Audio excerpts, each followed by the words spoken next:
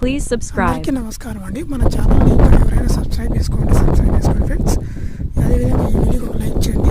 ఇప్పుడు చూడండి, నేను అక్కడ కాలువలకు తెంపులు పెట్టాను చూడండి, మడవల దగ్గర. ఎందుకనేది చెప్తాను చూడండి. అక్కడ నీళ్ళన్నీ వెళ్తూ ఉన్నాయి కదా, పారుతూ ఉన్నాయి చూడండి.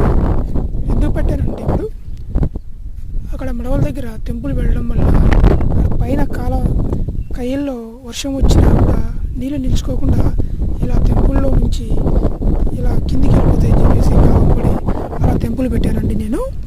అది రైతన్నలకు ఉపయోగపడుతుందని చెప్పేసి ఇలా చేయడం వల్ల ఈ ఐడియా ఉపయోగపడుతుంది రైతన్నలకు అని చెప్పేసి ఈ వీడియో చేస్తున్నానండి. చూడండి ఎలా పారుతూ ఉన్నాయి నీళ్ళు తెంపులు పెట్టడం వల్ల. ఇలా కాలువల్లో ఎక్కువ ఉన్న నీళ్ళు, లేదంటే ఎక్స్ట్రా నీళ్ళు అంటాం కదా, అవన్నీ ఇట్లా దిగిపోయి ఇలా కిందికి వెళ్ళిపోతూ ఉంటే మనకు పంట చనిపోకుండా ఉంటుందండి.